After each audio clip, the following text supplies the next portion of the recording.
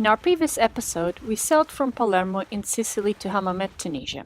We were escorted by the largest pot of dolphins ever, and we caught a huge mahi-mahi. We're doing a big cleanup day here at The Dream. We're already in Tunisia, and because we're gonna stay here for a while, even though we might do some sailing during the winter, we decided that it was about time to clean our sheets of salt. So these are the original sheets that came with The Dream, and look how dirty. And mind you, we actually rinse them with fresh water every time we have opportunity with hose, but not on a bucket. So we took everything out. So these ones are the Genoa, all the Genoa related sheets. These ones are the main sheet. So actually this one is just the Traveler, but it's for the boom and for the main, and all the blocks, we took them all out, rinsing everything with fresh water, filtered and dechlorinated water. So also the same, all the snorkeling gear, everything got a rinse. Huge laundry day, all pillows, everything's being washed, and now The Dream looks a bit naked without running rigging. John is over there fighting with spinnaker pole line, and before he growls at me, I need to help him. Once the first round of cleaning jobs was complete, we decided it was time to go get lost in the old Hammamet Medina. The Medina is quite charming, sitting on the edge of the bay.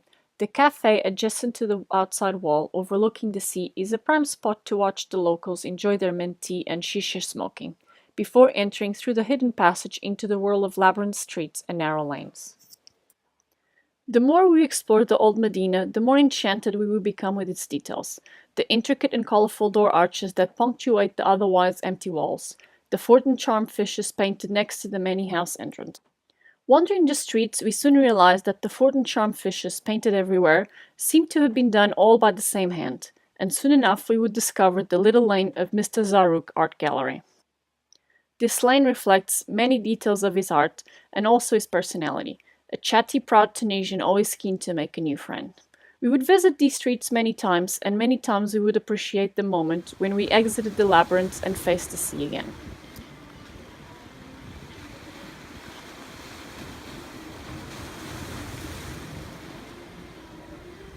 What I say?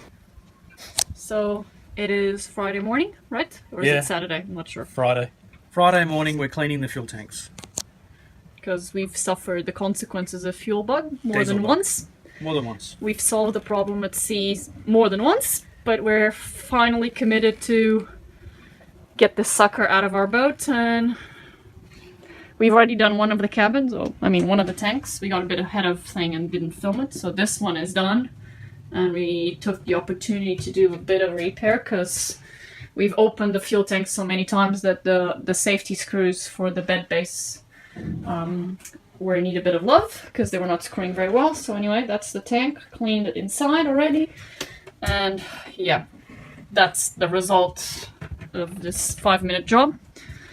And now we're gonna start the other cabin. I guess no one shows what happens when you get fuel bug, so this is what happens. We need to fix it. So basically what happened at sea is every time that the engine stalls and we can't get it back on, John needs to come down here and he opens this unit, which is the fuel pickup, and he has to get it out.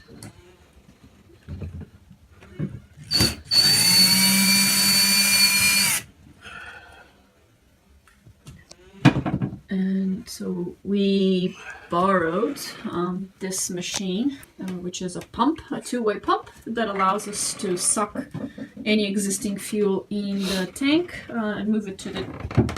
So I'm taking this out. To the jerry cans, yeah. And let's see, what is it that we have to do every time that we get this problem? Is John picks up this piece, the unit. You can only imagine what it is to do this at sea, especially because usually it's rough. It seems to happen to us when it's rough. And so what's been saving us from having problems in the engine is that our intake specifically has this protection mesh where the fuel bug debris, in our case, because we've already put the treatment, gets caught, so nothing actually shows up in the filter. Filter shows up clean. And now we're gonna pump up the fuel.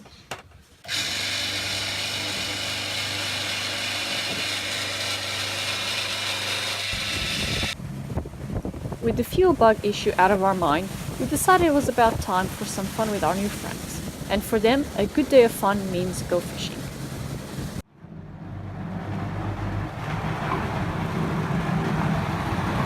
So how's the fishing going? I got one fish. You got one fish? I got one fish. That's awesome. We need some more though. So you better keep working hard, get some more. You get the fish out, come on. No! Stop it! Stop it!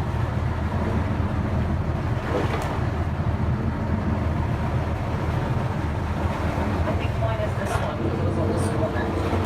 I got these two fish. They're too close, they're too close. They're too big.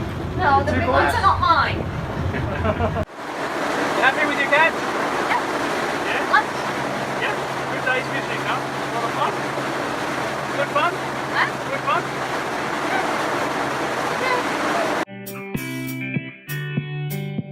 Thanks for watching. Don't forget to subscribe and check out our social media. Head out to our Patreon page and buy the dog a bone.